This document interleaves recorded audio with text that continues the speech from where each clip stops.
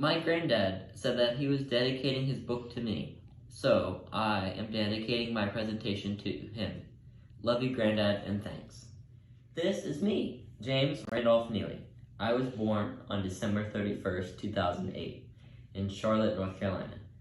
I didn't really need to say it was me, it's pretty obvious by the picture. This is a part of my awesome family, my mom, brother, and dad. My mom is half Ukrainian and also half Russian, and my dad is half Dutch and also half Irish. Due to time constraints and the fact that I don't want to randomly find out I'm related to Putin, I will be focusing on my dad's side. And with St. Patrick's Day so close, I can proudly say I'm Irish. Let's start at the beginning. It is hard to get a date for exactly when Thomas Sr., 1695 to 1756, married Agnes Neely. However, we do know it was around 1721.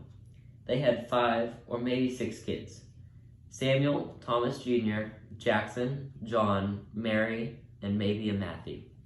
Back in 1730-ish, the Neely side of the family immigrated from Ireland to Pennsylvania, Philadelphia. They didn't stay in Philadelphia for long. They began to migrate westward like so many Scotch-Irish in their quest to find free or low-cost land. By the mid-1740s, they had settled in what later became Adams County, Pennsylvania, in Tyrone Township. There are records that show in 1754, Thomas Jr. received a land grant in North Carolina.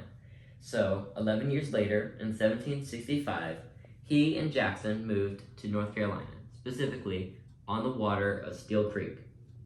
Both of them bought land there.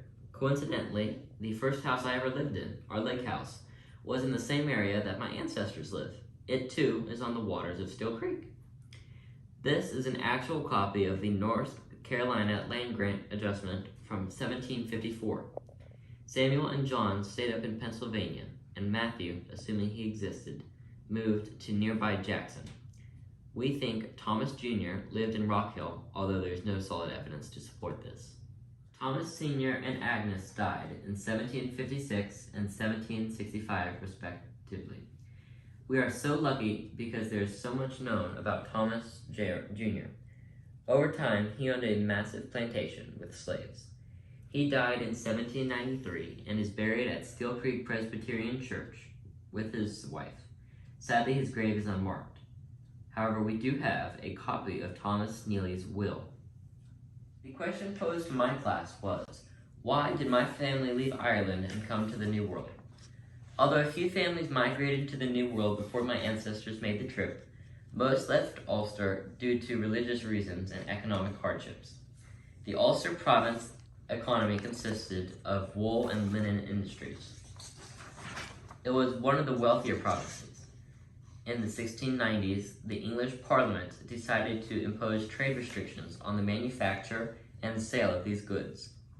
The Woolens Act was passed, prohibiting the exportation of Irish wool and cloth to anywhere except England and Wales. This act caused much economic depression throughout the province of Ulster, and if that economic downturn wasn't enough, a legal practice known as rack renting didn't help matters.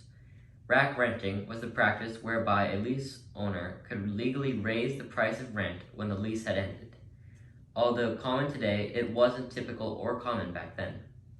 Traditionally, leases were valid for 30 years with the option of being renewed at the same price. Money was scarce, and rack renting forced many people to default on their property. Having heard good things about the New World, many families, like mine, left families thinking about their homeland of Ireland. I think the final push was caused by the severe drought from the years 1714 to 1719. The drought affected their food supply as well as the growing of flax, which is needed for the linen industry. The lack of grass and rot killed off the sheep that they needed for the wool. It was time for my ancestors to try something new. This is my genealogy. Let's start way up at the top.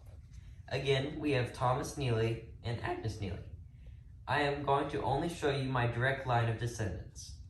First, we have Thomas II, or Thomas Jr. He was one of Thomas and Agnes's children.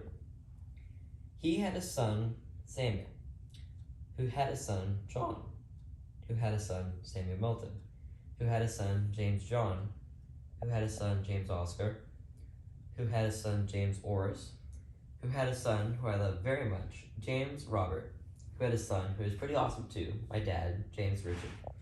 As you can clearly see, I come from a long line of amazing Neely men, and I only hope to live up to them.